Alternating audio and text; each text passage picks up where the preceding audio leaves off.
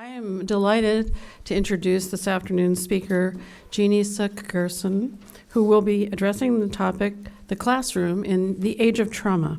Professor Gersen is the John H. Watson Jr. Professor of Law at Harvard Law School and a contributing writer for The New Yorker.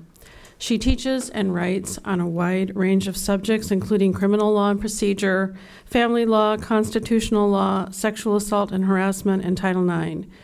Indeed, her training and interests are truly diverse, broad, and sometimes surprising, reaching from comparative literature to legal protection for fashion design. Born in Korea, she came to the United States as a child, did her undergraduate work at Yale University, after which she earned a DPhil in modern languages at Oxford. Her first book, Post-Colonial Paradoxes in French and Caribbean Writing, was published in 2001 by Oxford University Press. She then turned her attention to the law, graduating from Harvard Law School in 2002, and then 4 years later, joining the Harvard Law faculty, where in 2010, she became the first Asian American woman to be tenured there. She has authored numerous law review articles and occasional journalistic pieces on issues of public policy, and her book, At Home in the Law, How the Domestic Violence Revolution is Transforming Privacy, won the Law and Society Association's Herbert Jacob Prize for the most outstanding law and society book published in 2009. A winner as well of the Harvard Sacks-Freund Award for Teaching Excellence, she has been a Marshall Scholar and a Guggenheim Fellow. I also highly recommend her moving memoir, A Light Inside, an Odyssey of Life, Light, and Law.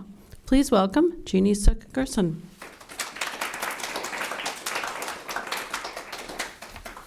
Thank you so much. It's really a delight to be here at Wellesley. It really is my first time here on campus, so I'm very, very happy to be here with you. This fall, I am teaching constitutional law, and it turned out that the first classes of that course this fall coincided with the start of the initial hearings for Brett Kavanaugh's nomination to the Supreme Court of the United States. And just a few weeks ago, we were still in the midst of a tumultuous process wherein suddenly the Supreme Court nomination became a Me Too confirmation process with multiple allegations of sexual assault dating to Kavanaugh's time as a student while he was in high school and in college. Many aspects of that hearing that we all watched in late September sometimes appear to have more in common with a college process for hearing sexual assault allegations than it had to do with a Supreme Court confirmation hearing. Because suddenly the entire country was asking the kinds of questions that we in educational institutions have been grappling with for years, since before the Me Too movement, about how to handle campus sexual assault cases, how to investigate, how to hear evidence, what counts as evidence, how to deal with memory gaps, what standard of proof to apply, what constitutes a fair process. And in addition, in the hearing, we saw the appearance of this question about trauma and the effects of trauma on memory, on someone's life trajectory, what kind of process for getting at the truth is appropriate in the case of an allegedly traumatic event and an allegedly traumatized victim. What should be the professional and life consequences for a person whose conduct is alleged to have inflicted such trauma on another person? So at Harvard Law School, where I teach, a Supreme Court confirmation process feels, well, it's outsized just like for the rest of the country, but it's also very intimate. It feels intimately connected to our community. And the reason is, well, there are many reasons. For one, 5 of the 9 justices currently sitting were students at our school, as were multiple members of the Senate Judiciary Committee. 2 of the 9 justices were actually tenured members of our faculty before they went on the Supreme Court. And One of them is our former dean, the dean who hired many of us as faculty, myself included.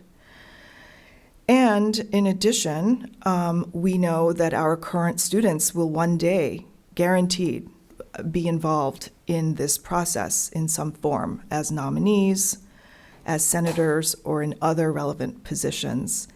And in the shorter term, we will have students who will soon work for these officials in the judiciary or in Congress or in the executive branch as law clerks or as staff, just as many of us faculty have done in the past.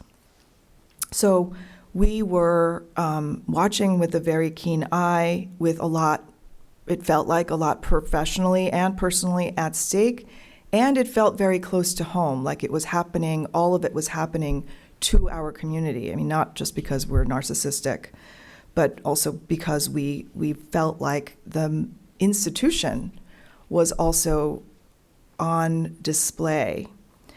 Brett Cavanaugh has also been, for the past decade or so, a member of our community, literally.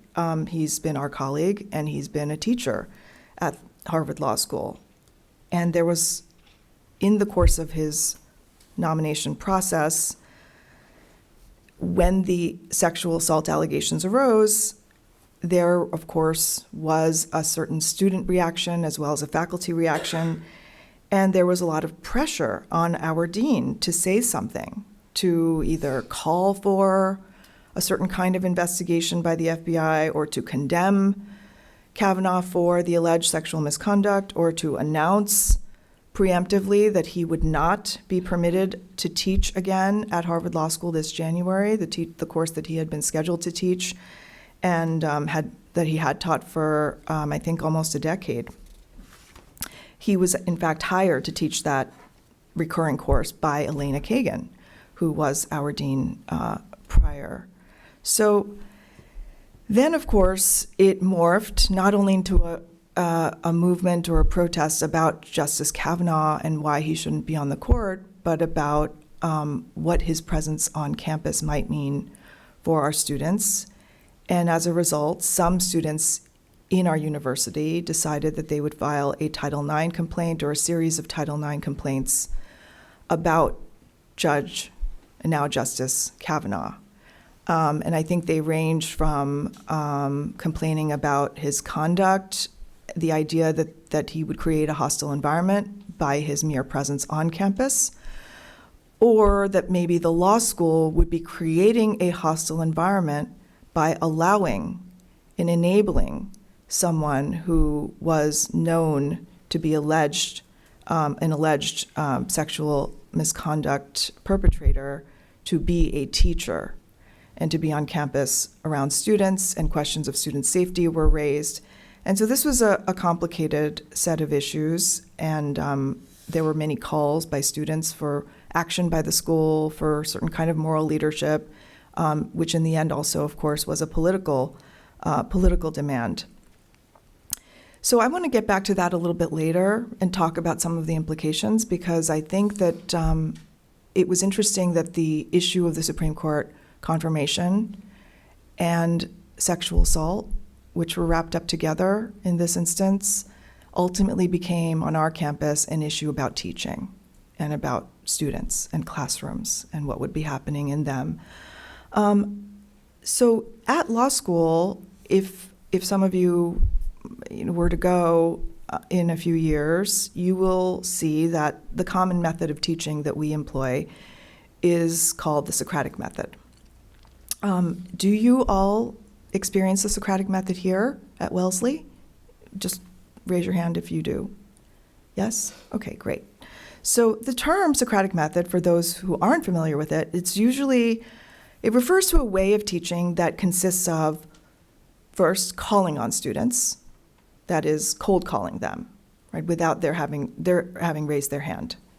So you're calling on them seemingly at random, and then asking questions to draw out reasons and arguments, and then based on what they answer in real time, the teacher will then ask a follow-up or ask for clarification, and maybe ask them to extend things further or give examples. And the idea is to guide discussion through this posing of a series of questions and follow-up questions.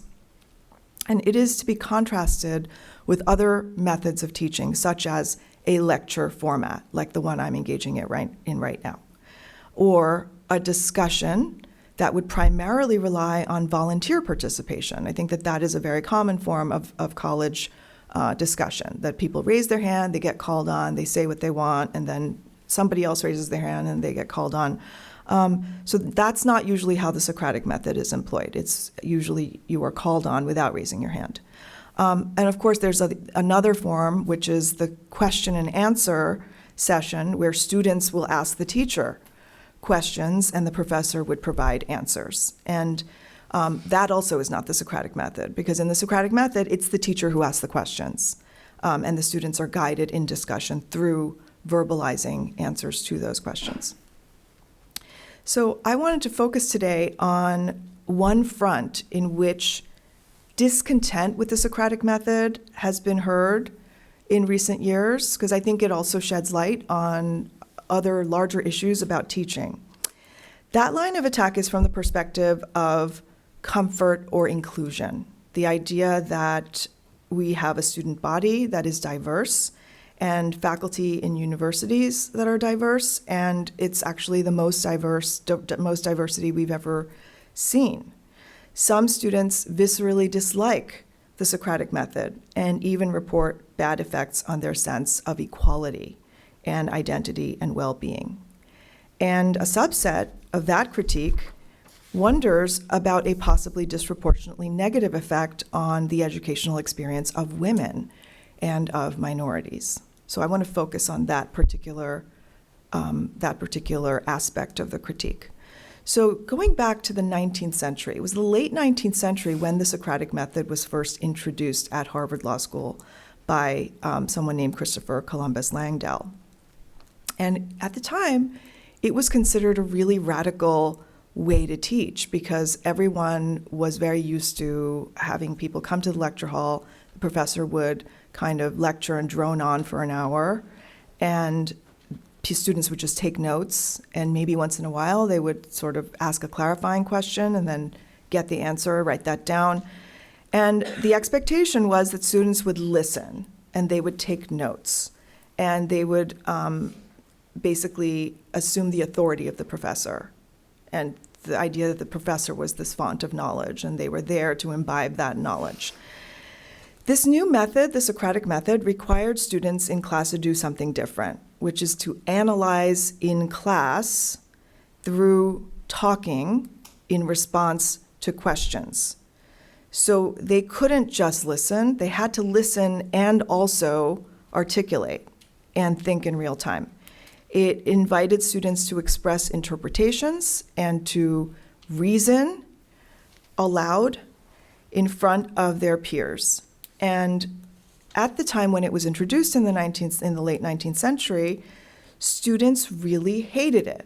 And this was an all-male Harvard Law School at the time. They hated it because it really upended all their expectations. They thought they were coming to class to hear the professor, the learned professor. And suddenly they were listening to their fellow students answering questions and responding, and they just thought, why should I care whether, this person, my fellow student, has an opinion about some matter? They don't know anything. And so students came and they were not prepared, not used to critically studying texts or forming judgments of their own and articulating them about subjects that they were like, well, I'm in class because I don't know the topic, so how are you telling me that now I have to say something about it? So also it was difficult for students in that era to get sort of the methodological benefit of the Socratic method, which was not just to get them to think, but also to demonstrate, almost to perform through the methodology, that things were questionable and uncertain, that there wasn't always an answer, that you would be asked a question, but then that question would lead to other questions, that there wouldn't be a question asked and then an answer, and that would be the end of the story. So when this was first introduced at Harvard, students began to avoid the class, of Christopher Columbus Langdale, who introduced it, and attendance dwindled to a handful of students. And when students came, sometimes they would do things like protest by throwing these like cushions that they used to sit on to express their displeasure. But in a very short time, the Socratic Method was adopted by all teachers at the law school, and also it became the common teaching method at law schools all over the country.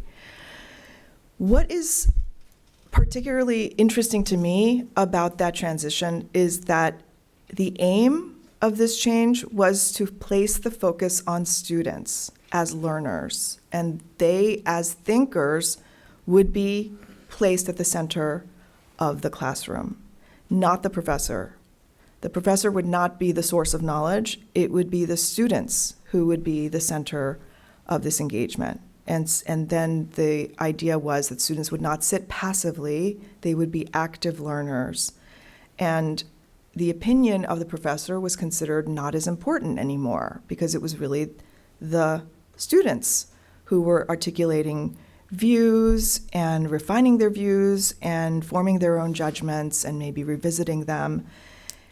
And so the method was a way of recasting the whole activity of teaching as something different, that it would be a guided process of intellectual discovery that would stretch students to think for themselves and to reason, with help, of course, through these questions, but it would activate their own reasoning process. So that sounds pretty good, right? Well, fast forward 100 years, and in the 1970s, you get, this is like after the sexual revolution, after the 1960s, you get students who've now been immersed in the Socratic Method now since the late 19th century. And we have Duncan Kennedy, who is my colleague at Harvard Law School. He actually wrote this piece when he was a student at Yale Law School in 1970. And he criticized the Socratic Method as usually practiced, and this is his words, "It is an assault," he said.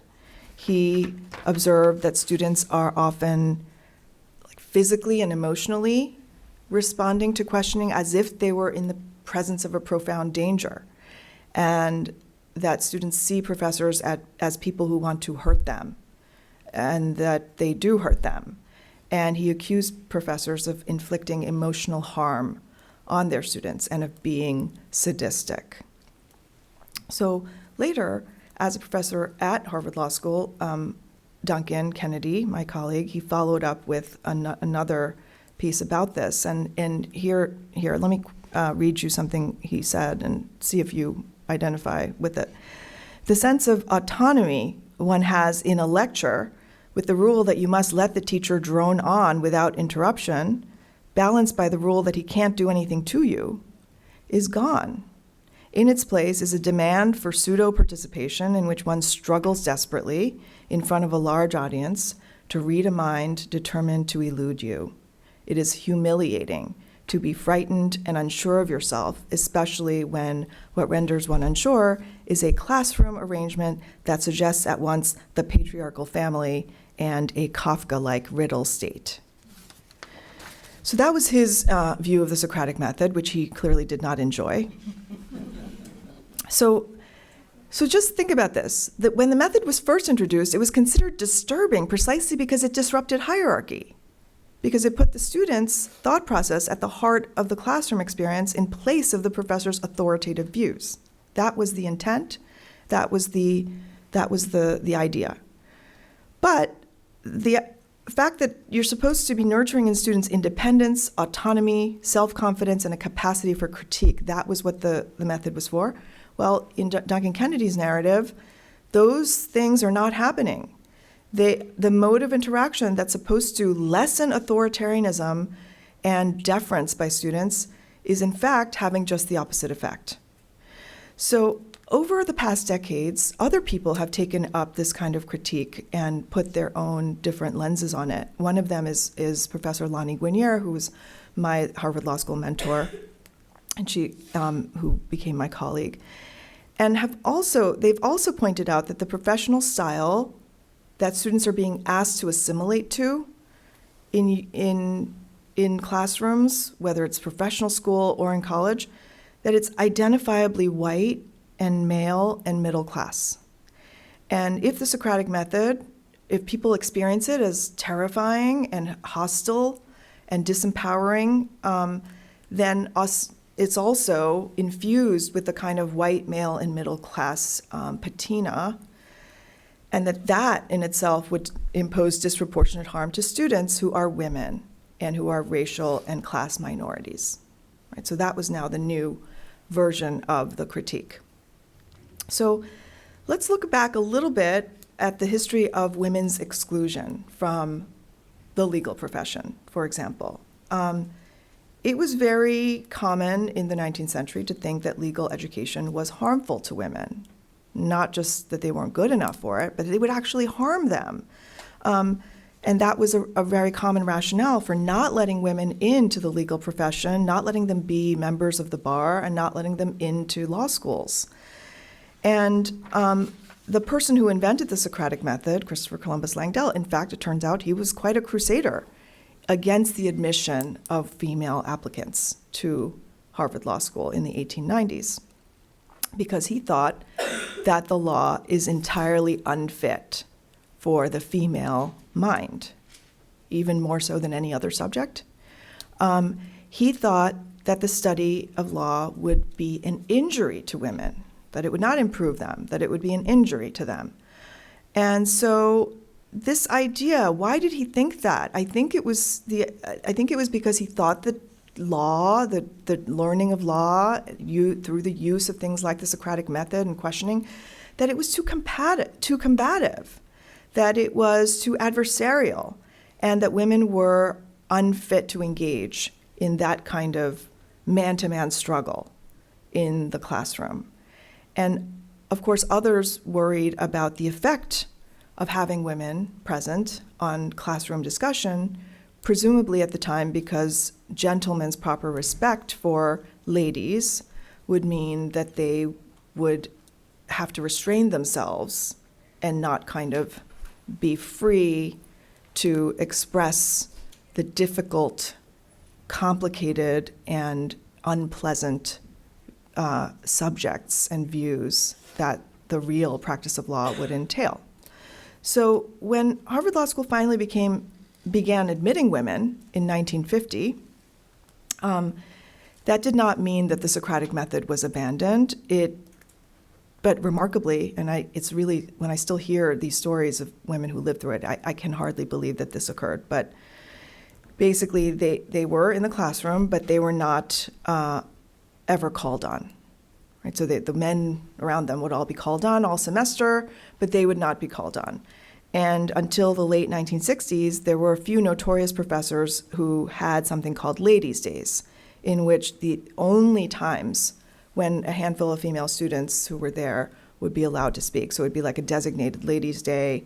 And on those days, the women would come knowing that they would be called on that day uniquely, and they would be called on to discuss topics that invariably were considered trivial topics, like something of special interest to women, like, the sale of an engagement ring, or something sexually embarrassing, like the fraudulent sale of underwear.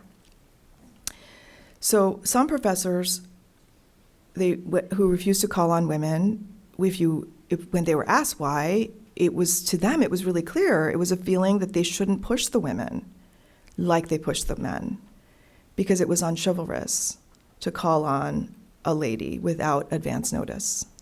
And it would not be gentlemanly to subject them to that kind of treatment, the way that you would push a guy and maybe even, make them uncomfortable. So the Ladies' Day tradition was both a refusal to engage women in dialogue, and at the same time, the way that it operated, it used the Socratic Method effectively to humiliate women on the basis of sex, because when they were called on, often it was about topics that somehow were supposed to be specifically relevant to women. And what's interesting then in the 21st century is that we are seeing a contemporary feminist reframing of the connection between classroom discussion, and namely the Socratic Method, and harm to women. The debate over the gendered experience of the classroom has included attempts to link the Socratic Method or difficult classroom discussion to psychological trauma that female students might experience. So, for example, in 2013, at my school, there was a student group called Shatter the Ceiling, and it was formed to address gender disparities at the school because there is a problem with gender at Harvard Law School and in many law schools, in that when you look at the ultimate list of who graduates with honors, it is disproportionately male, not 50-50, as our student body would suggest that you would expect. The rates of membership on Law Review, which is through a competition, is also lopsided, more males than females. So the one female student at the time, in 2013, called the Socratic Method, quote, the worst thing in the world. It forces you to talk like a man, she said. And women take longer to process thoughts before they feel comfortable to say them out loud than men do, unquote. So this was part of Shatter the Ceiling's agenda to try to get professors to not use the Socratic Method as much. And in the last couple of years, we've seen some student activists in our school claim that the Socratic Method might be a mechanism for oppression. The significance of emotional harm, at times associated with classroom teaching, partakes, of course, in a general cultural renaissance that I think all of us are familiar with by now, of the language of trauma. And that language of trauma is drawn from the medicalized terminology of post-traumatic stress disorder.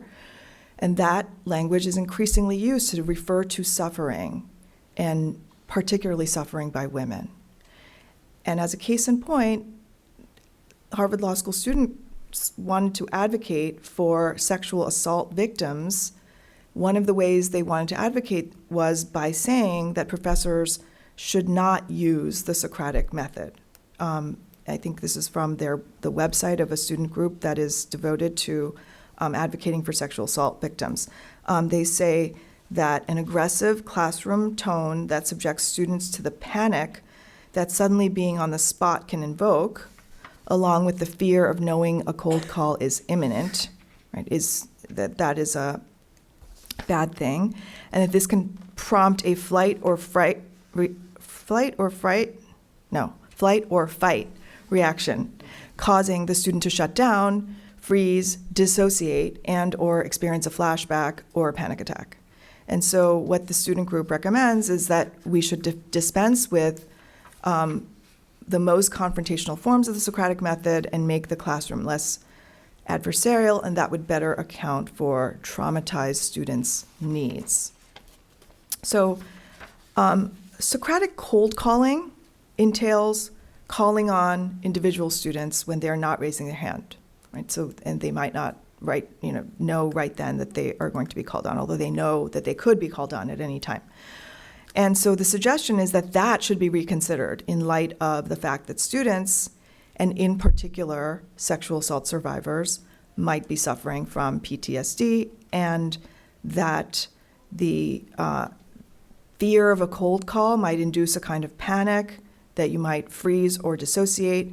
And that, of course, resonates with now common descriptions of sexual assault survivors as reacting in frozen fright when they feel they're about to experience an assault. So there's a explicit comparison of like the experience of being a student in the classroom who's about to be called on with the experience of being a sexual assault victim. And so that rhetorical move is implicitly relating being called on to that of being sexually assaulted. And so the professor is the assailant, imagined to inflict the injury in the place of the sexual assault assailant, or to re-traumatize a student with the Socratic cold call, which is kind of couched as a repetition of the traumatic event. And as a result, some, not all, but some students have made broader calls for professors to eliminate classroom discussion of topics that might be traumatic, such as rape. So there definitely was a time when rape law and other topics related to gender and violence and sexual harassment were not taught in law schools. There are, several of my colleagues who are in criminal law, who teach criminal law, who went to law school in the 1970s, the 1980s. They recount being very frustrated at not learning rape law in law school while spending the entire semester on homicide. And so I think there's a generational issue here in that that generation who lived through the absence of that in the curriculum advocated strongly for teaching these topics in the classroom in a way that would squarely confront hard questions.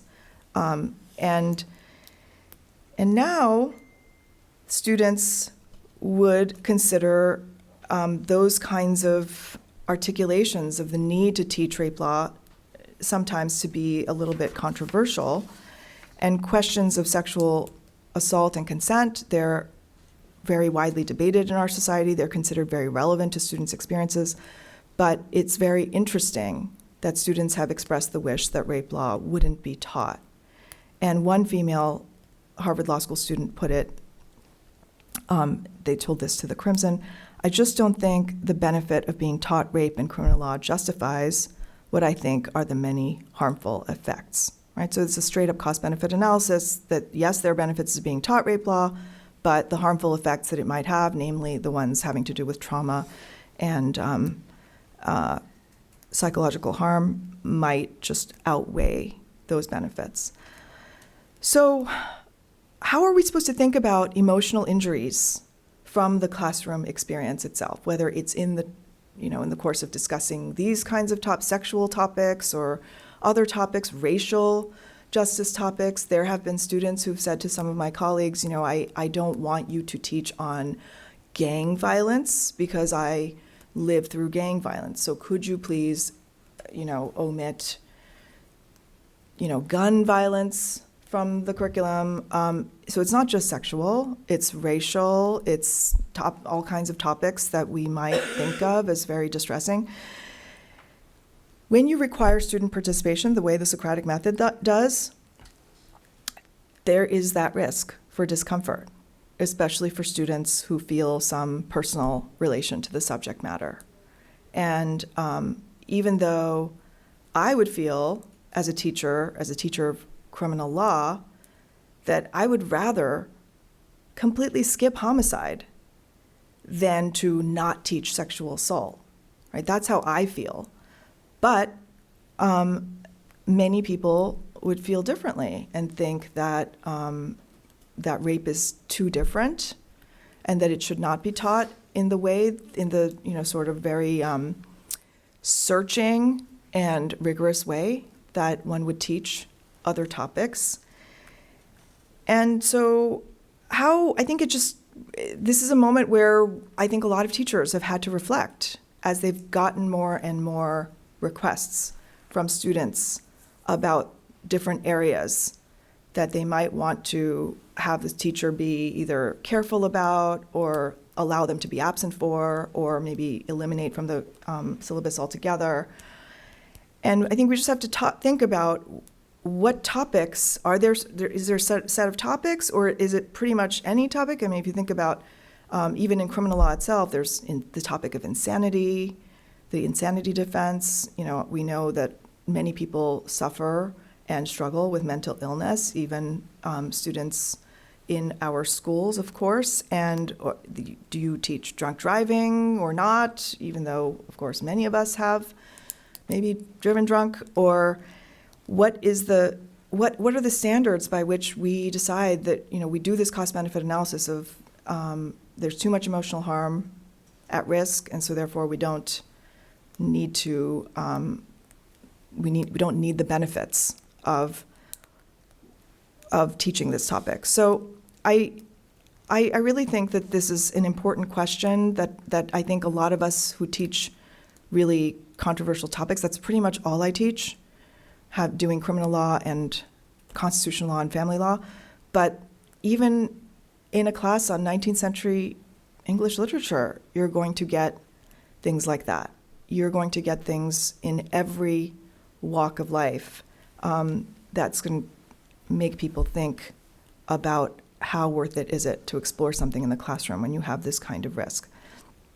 On the flip side, the notion of protecting women from legal discussions of difficult matters like sexual matters, for example, it has, of course, this traditional sexist story in the era, exactly from the era when the Socratic Method was first being implemented, and women were thought to be not up for it. They're just not suited for it. So, of course, we know that argument, that sexist argument, is not the same as the argument that's more contemporary, the one that would aim to increase women's educational opportunity.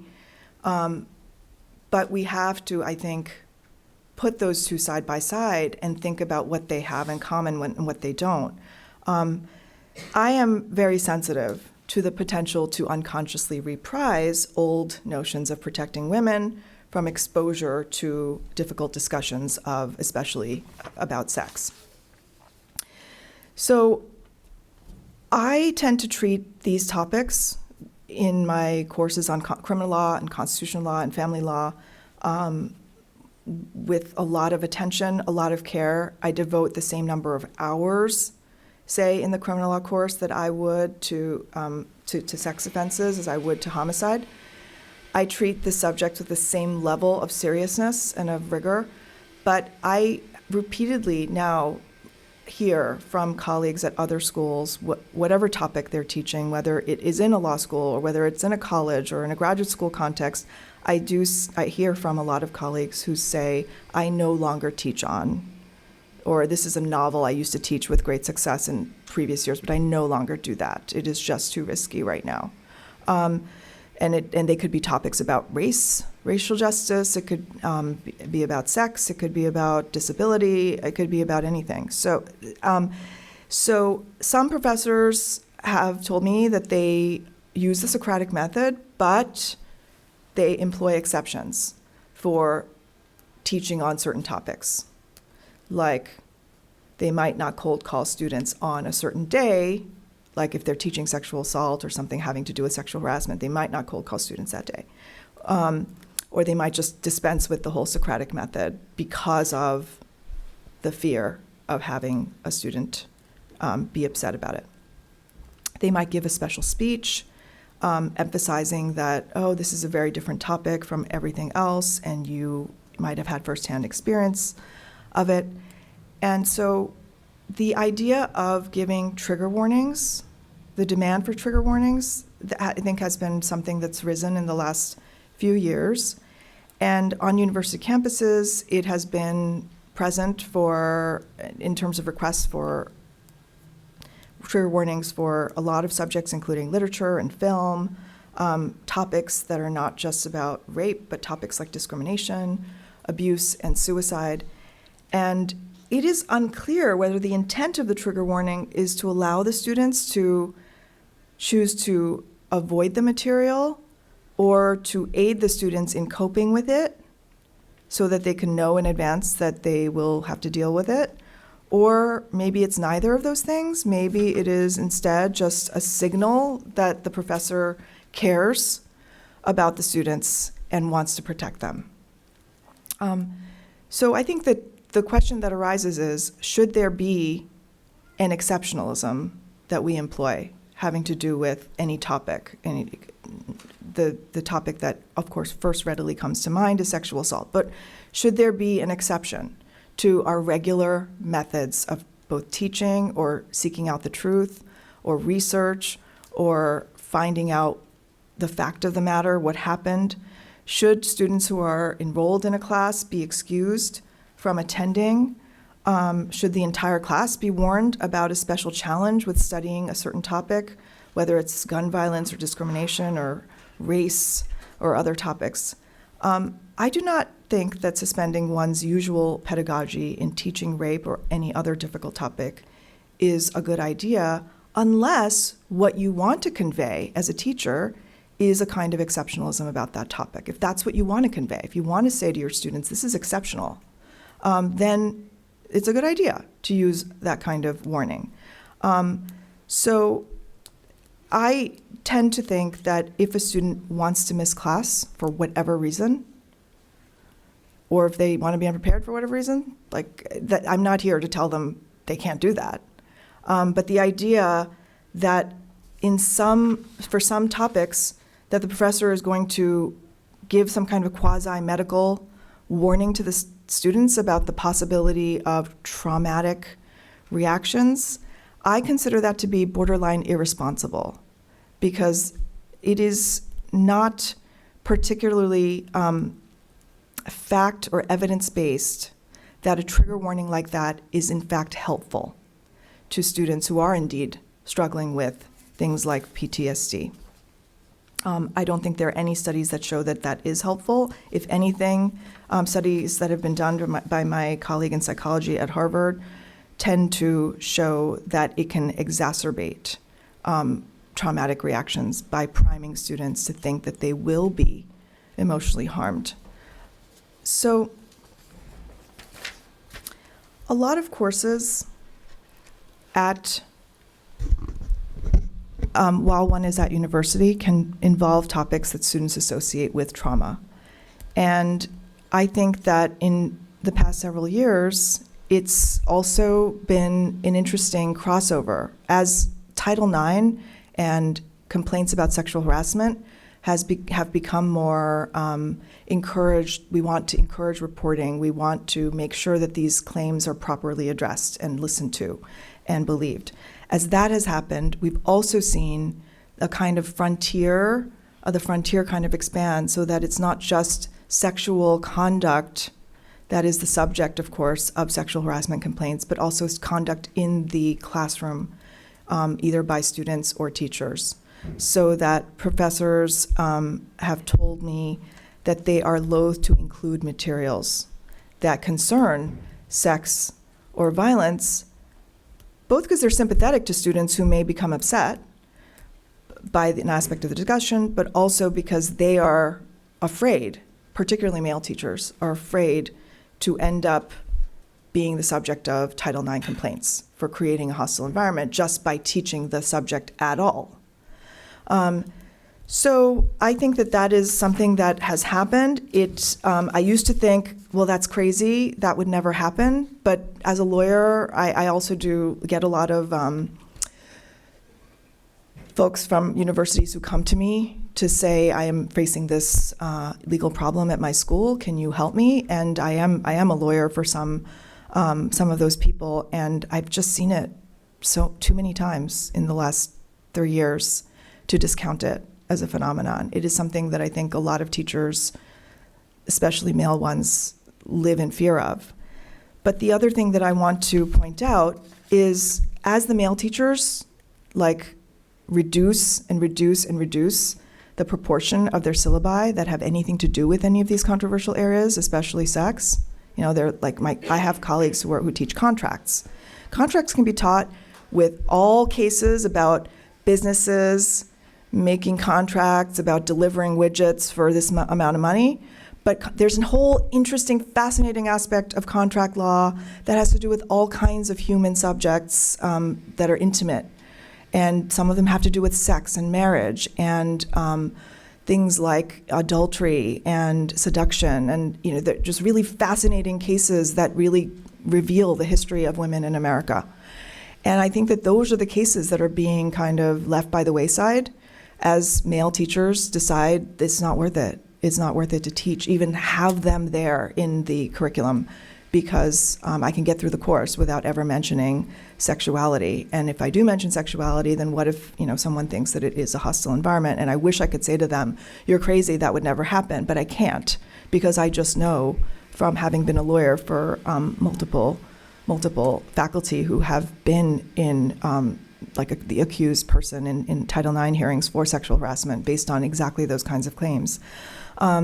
So I think that's something we really need to think about. What are we doing? What are we doing with the whole expansion of the idea of sexual harassment to include making students uncomfortable in class, when a lot of us, when we started teaching, thought that was our job, to make students uncomfortable in class, to have them have uncomfortable thoughts that would make them think again and maybe be disturbed.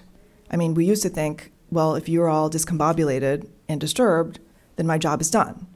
But that's not really what we're hearing in a lot of quarters. So I think this is just a moment of, I would say, I don't know, maybe crisis is too far to go, but I think it is kind of a moment of crisis where teachers are reevaluating what our role is, what it is we're supposed to be doing in the classroom. And this whole concept of being uncomfortable is something we're really trying to grapple with and figure out how it relates to things like trauma, how it relates to things like harassment and Title IX. So I think I've been talking for 45 minutes, so I would think I'm going to stop because I know that the best part will be just the dialogue with you. Thank you.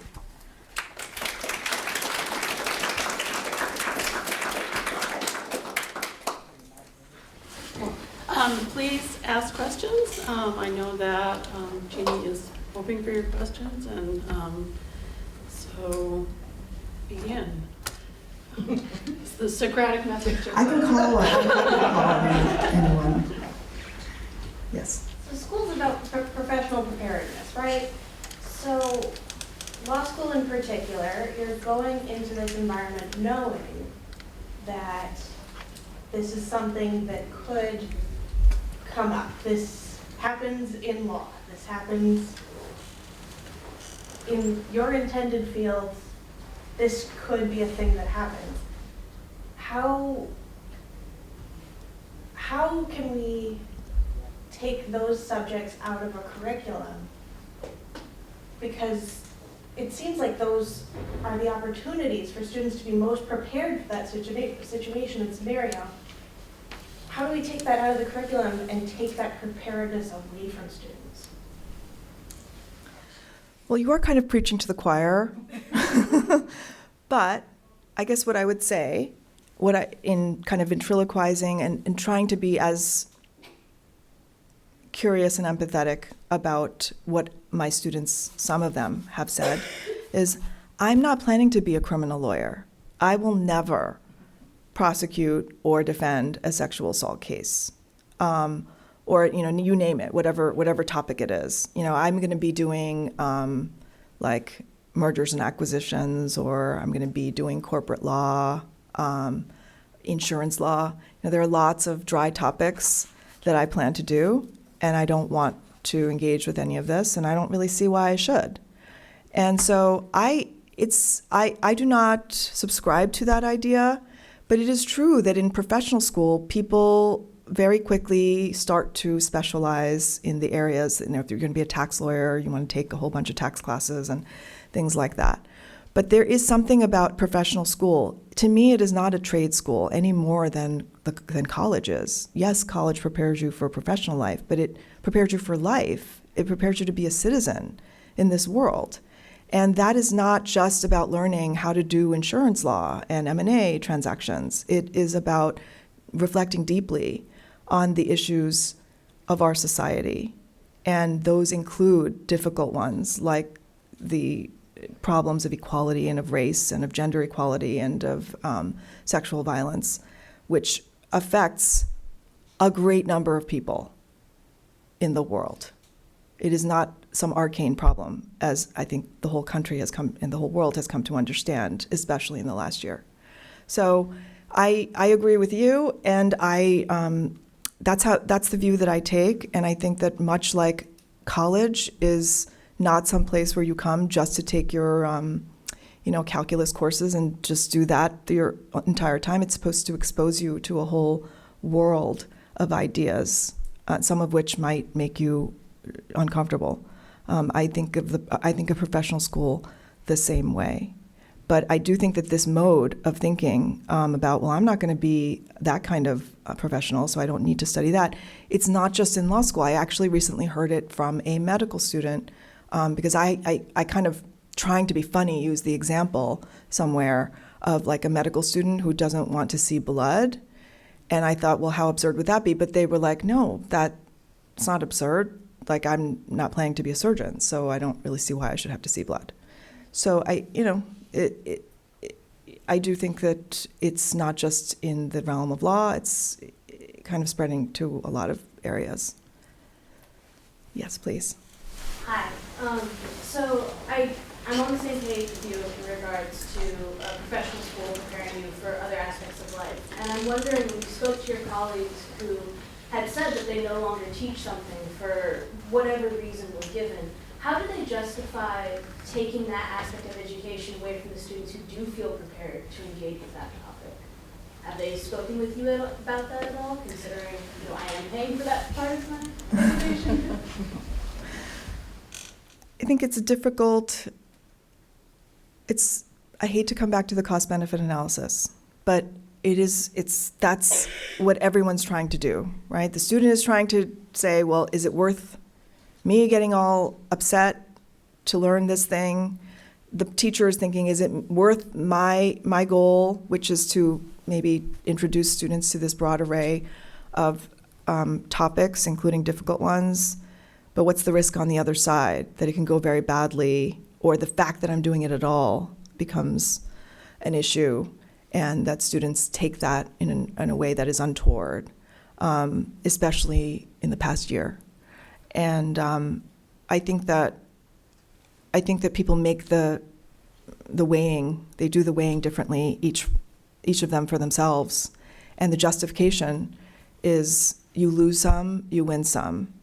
I mentioned male teachers, and I shouldn't necessarily say that those are necessarily the ones who are suffering the most from this kind of regime, because actually what I've seen is that the ones who do stick with these topics, the ones who refuse to let go of them, are feminist teachers who just think it's that important, right? No matter how uncomfortable it is, like, it is that important to teach sexual violence and to teach about sexual harassment, and then others who think it's just that important to teach about race and affirmative action and all of the things that make people feel like, oh no, are we going to get so polarized that that we're not going to be able to move forward, and then people feel silenced or upset.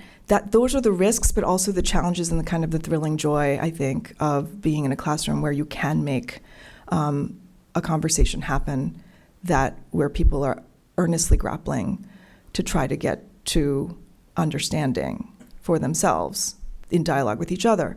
I will say that it's kind of ironic, as I've remarked in some of my writing, that a lot of these Title IX cases for harassment that have been brought, that I've been aware of and involved in, have been against women teachers, because they are the ones who are more likely to be teaching these topics than the male teachers, because the male teachers will either abandon it quickly or weren't interested enough anyway. And the ones who think it's that important that they keep doing it are female teachers who are feminists, and then it turns out that those teachers end up being more vulnerable to these kinds of complaints. And that's just a kind of a perverse result. So you talked at length about the necessity for teaching these hard topics, whatever they may be, but then on the other side, the enormous risk that faculty take when teaching these topics, and also, the emotional harm that could happen to a student. Do you see any sort of common ground in the classroom where you can teach these hard topics while also being careful of students' feelings and needs, or do you think they're just mutually exclusive? I don't think they're mutually exclusive at all. I think that if they were, I'm not sure what I would do, and because that is what I try to do, and I know that I have colleagues who also do the same. And there's no reason to think that if you want to be rigorous and hard-charging and make people really have these discussions that might be uncomfortable, that means that you have to be insensitive, or that you have to be insulting, or in some way to disrespect people's identities or their personal circumstances. I don't see that at all. I really do see them as compatible, but it takes some work. It takes work and planning. lots of it, lots of planning to think about how you're going to do it. To me, it's a mistake to allow the class to devolve into like a series of opinions, like I think this, oh you think this, oh you think this. There's a place for that in the classroom, but that's not all it is. That there's got to be some amount of putting yourselves in other people's and other positions' shoes, so that a lot of my classes are in the cold call method, in the Socratic method. They're not necessarily always being asked, well, what do you think? They're being asked, well, what would you think if you were the plaintiff in this case, right? What would you say if you were a radical feminist? What would you say if you were making the queer critique of the radical feminist position on this particular legal issue? You know, and so sometimes you ask someone what they think and then ask them to articulate the opposite point of view and what the best critique would be for the argument they just articulated as their own opinion.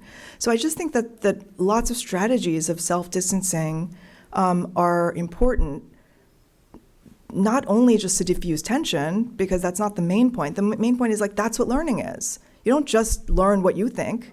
You have to try to envision what the world looks like to other people. For people who do not find themselves negatively affected by the Socratic method or are otherwise ready to engage in sensitive topics, what has been the response to the choice to omit different or content from the courses? Well, what's funny about this is that I get regular calls from students, female students at other law schools, who say, help, no teacher in our school teaching criminal law is teaching rape, right? That nobody is doing it. And this is 2018. This would have been common in 1980. But it's just gone almost full circle. And I'm telling you, 10 years ago, 12 years ago, when I became a law teacher, there was no one who wasn't teaching rape law.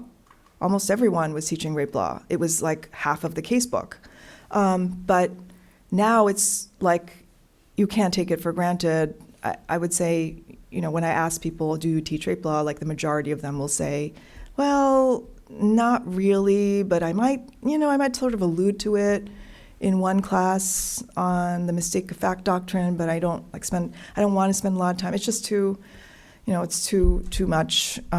So I think that the reaction is, well, one piece of evidence is that there are female students who have reached out to me and others saying, this is a problem that nobody at our school is willing to teach this topic, and they consider it to be like a feminist affront. But it's happening for reasons that are slightly different from when it initially was ignored. And I think that for a lot of other students, it's a matter of, again, like too much polarization, because of course you're always going to be able to find the teachers at the school who don't care. And that's not a good solution. Like there might be teachers who just don't care enough about student comfort and about making sure that students are, that students are taken care of in the sense of feeling respected. And so I don't like the fact that it now divides into either people who care too much and so don't want to go there, or people who don't care at all, so then they'll go there. And it would be much better if we could all understand how to do it, that it's okay to do it, that there can be more safety for everyone. I know that people make fun of things like safe spaces, but I believe that the classroom should be a safe space, and not just a safe space for the student, but also for the teacher and for everyone. How hard is it to make a case that if you don't teach rape in a general class, like let's say you like the class, like this is a rape class, if you want to take it, you take it, if you don't, you don't. But then, because women are disproportionately affected by rape, then less women enroll in that class and more men, and then you have more men deciding on rape cases, which is totally, well, not totally, but might totally not be that good for women. Like, how hard is it to make a case that, hey, women, you probably want to take this class? Like, just saying. And then the other part of the question is, I just see that it's becoming, to some extent, very artificial, and maybe the feeling of vulnerability is itself socially constructed. There's a book, it's called Crazy Like Us. It talks about how the model of American psychology is being exported everywhere in the world, and it turns out to be good for business. But then it's just that, it's just we created itself, like in the country too. So the more you categorize stuff that can be harmful for you, the more stuff can get into that category, and that just gets us to a point where we have a society in which we want all of the gain and no pain. Mm-hmm. It's like always like, oh, I want the comfortable side, but I don't want the less comfortable side, and that just like impairs us for like everything. So I'm wondering, is there anyone seriously talking about like the first idea, that like it's actually counterproductive for you who said that you have been harmed, and the second idea, which is, aren't we socially constructing a world of wimps?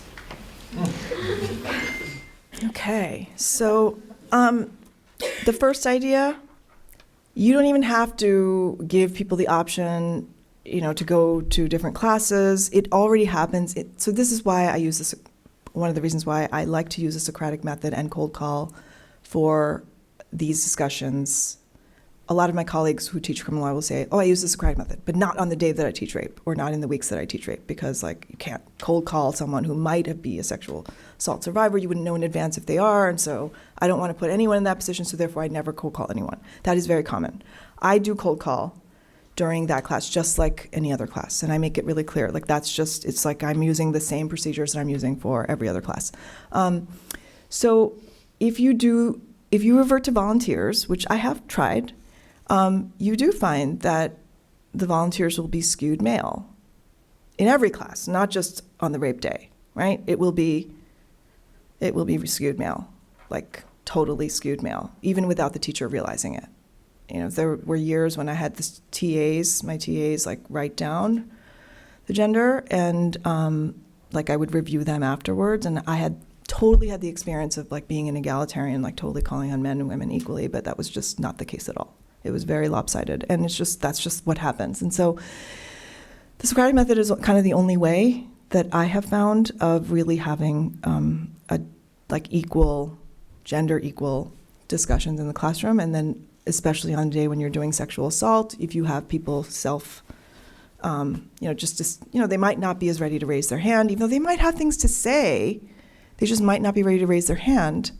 And then when they're called on, they do realize that they do have something that they really want to reason through. And I just think that is it's really important, and that and I agree with you completely that really you really want these topics to be known and handled by men. That doesn't make sense in the long run. It doesn't make sense in the long run at all.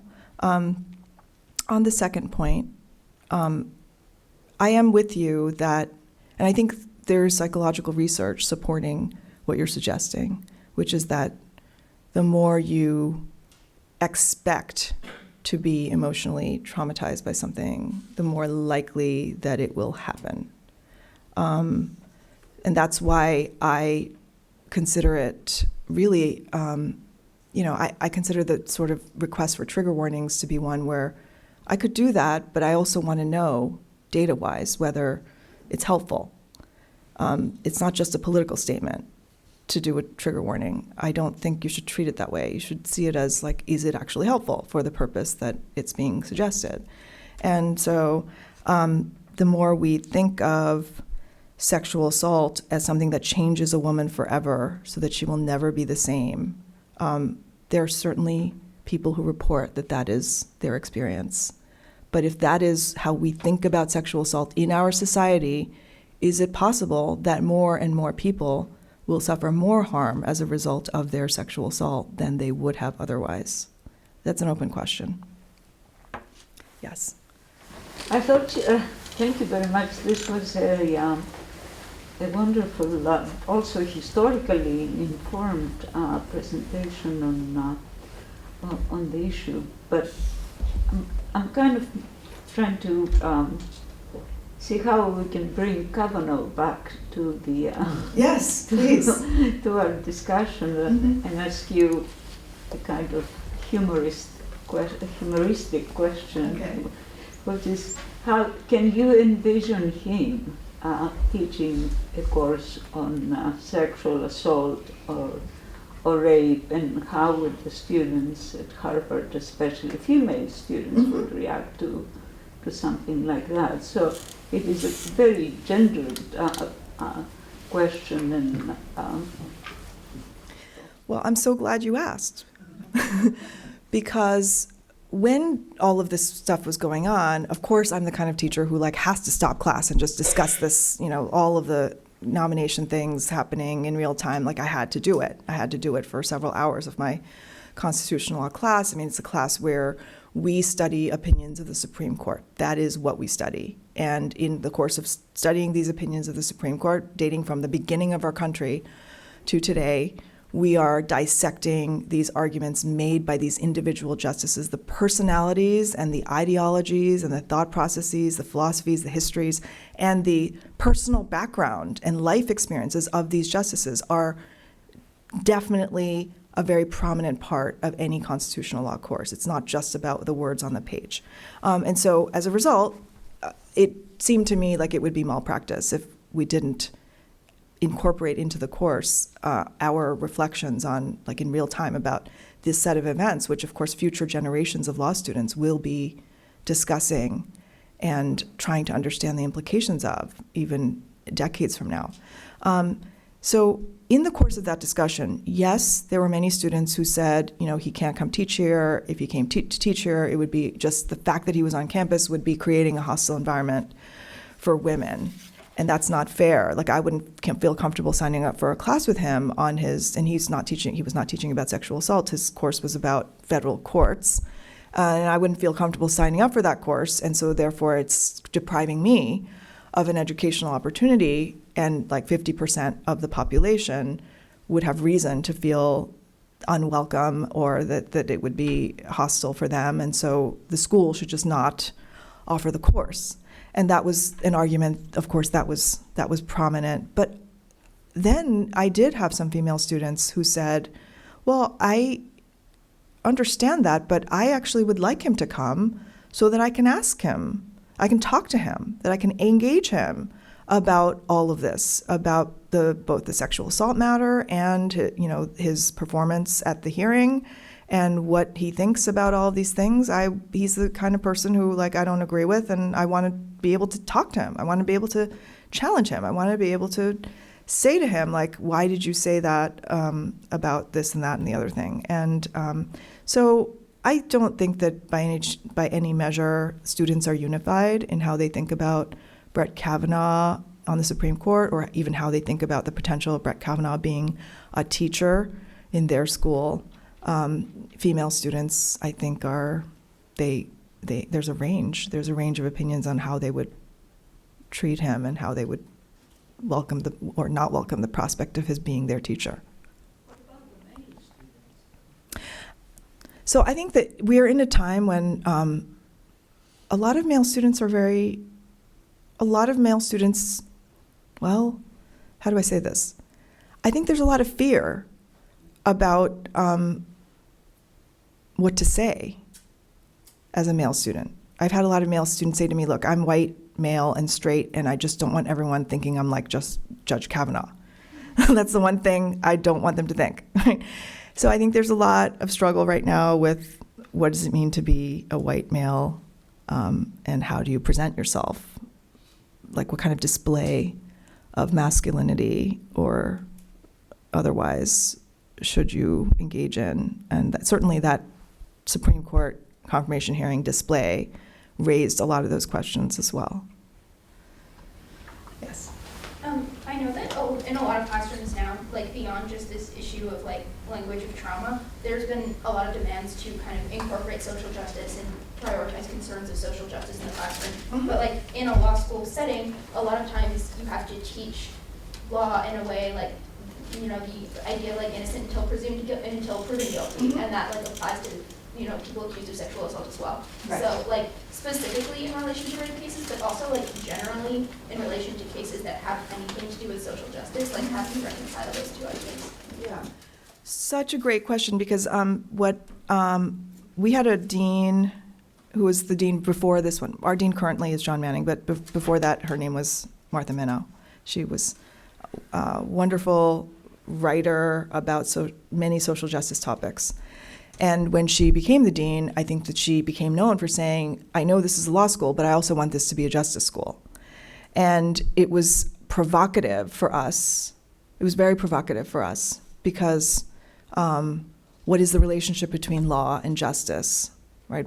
How a lot of people do think the justice system, which is the legal system, they interchangeably think about law and justice, but a lot of lawyers also think, well, justice is something utterly separate from what law is. Law might get you to justice, but law might not get you to justice. We live in a system of laws, even where the result that the law provides is not one that you might be happy with. So I think it's a really difficult question, but specifically on the issue of innocent until proven guilty. I mean, I think you've really kind of hit the nail on the head there, because that has become the kind of fault line internally for a lot of students who are very social justice oriented, who are advocating for reform of the criminal justice system, and in particular, they might be people who are very defense-oriented, who might be wanting to be public defenders, and very, very strong on constitutional rights for the accused in general. And then they get to this area where suddenly they have found themselves saying things that they never thought they would say about how, well, maybe we don't need a presumption of innocence in these cases, or maybe beyond a reasonable doubt is too high a standard, or maybe we should always believe the witness against the accused person, whereas in another setting they would not say any of those things at all. And of course, problems of mass incarceration and racial disproportion in how people are treated would be of great concern. And I think that how do you reconcile them? I'm not sure. I don't know how you I reconcile them by being in favor of the rights of the defendant, regardless of the subject matter, whether it's a homicide or a sexual assault or a corporate fraud or whatever. That's how I reconcile it, but I don't know if that's reconciliation. That might be deep conflict for some people.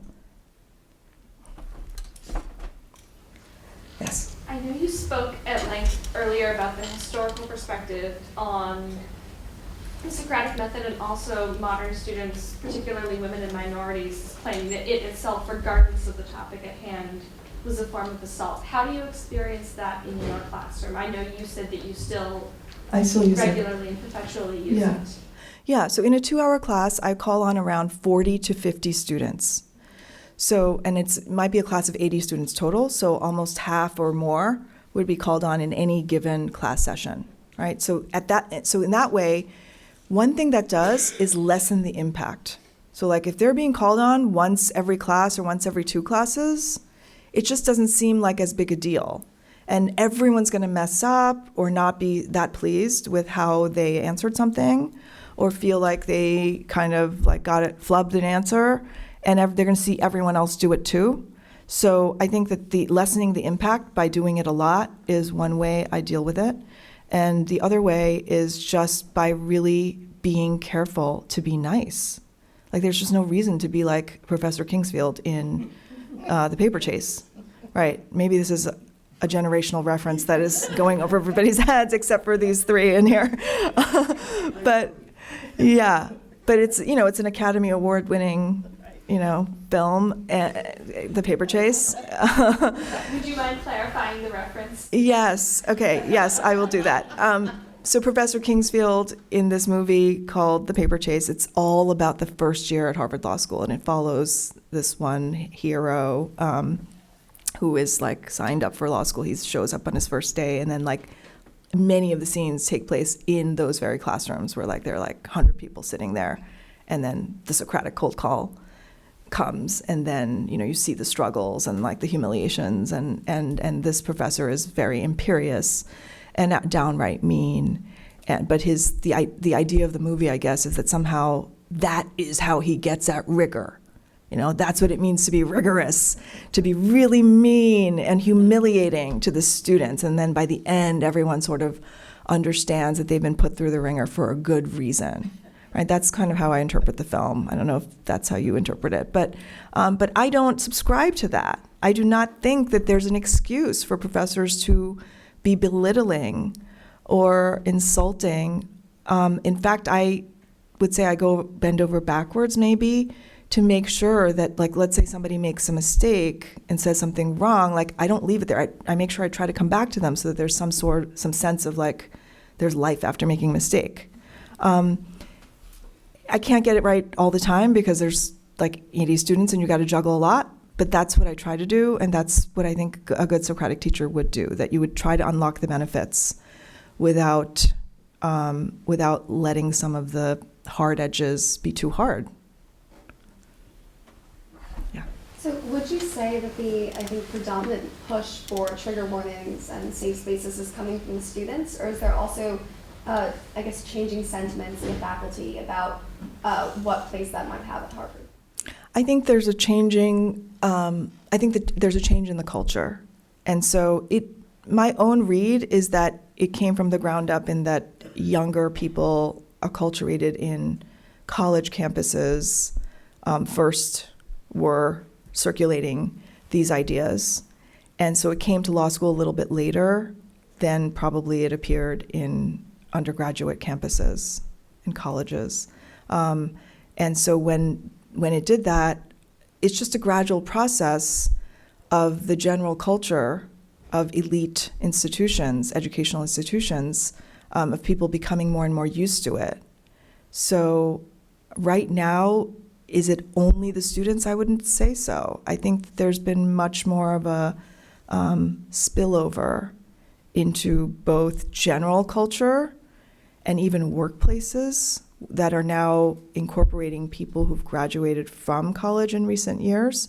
And then, hearing from all my friends who work in the corporate world and in public institutions, you do see right now is a moment where the generational divide between, like, say, people under 30 and people over 30 it's a rough estimate of the dividing line, but it's really stark in a lot of these places. People have very different ideas about what it means to treat people with respect, or how to respect people's identity, what is harassment, even the definition of harassment. Like, there's very little agreement between those generations, and I think that that's true. But on universities, the more communal sense that we have on these campuses means that faculty members have also kind of bought into some of these ideas too. Yes.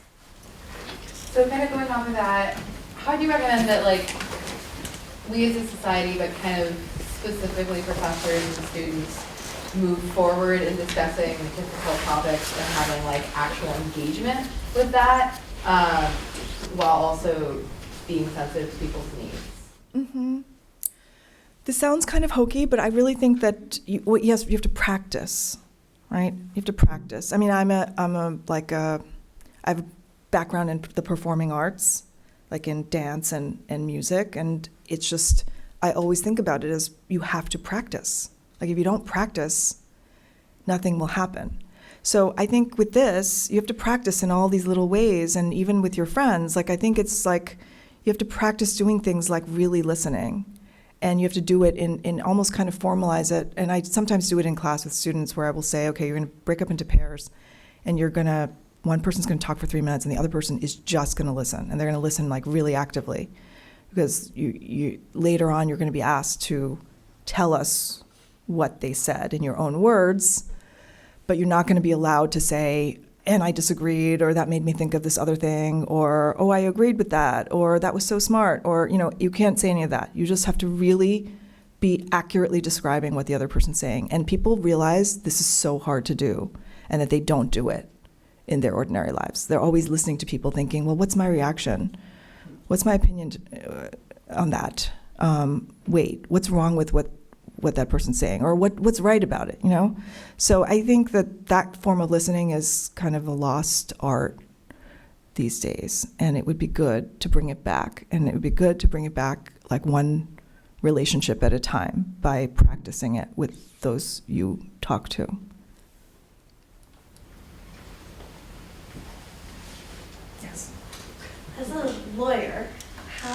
much water do those Title IX cases that students are bringing against professors who are dealing with sensitive topics, how much water do those cases hold? Well, it depends on what you mean by water, in that, if they were then sort of somehow, let's say one of the parties involved, let's say the person who was disciplined, then brought a federal case over it. Is it possible that the federal case would vindicate that professor? Yes, it is. But not everybody wants to bring a federal case because it costs money and time, and they might want to move on, right? But the fact that they're happening, and that professors are even there's like people who are disciplined and actually, have harm from the case, but also you have people who are not disciplined ultimately, like for example, Laura Kipnis and other people who've had a lot of publicity about these cases, but they're not disciplined, but then they have had to spend months of their lives defending it, and like tens of thousands of dollars in legal fees. And that is enough to scare people, to say, oh, why do I need to even take that risk? Like the risk of even being accused is big enough. So it carries a lot of water in terms of influencing that wave of fear that goes through professionals' minds as they make decisions, like concrete decisions about what to put on their syllabi. We should probably let you have a break. But that was really interesting and wonderful, and thank you again.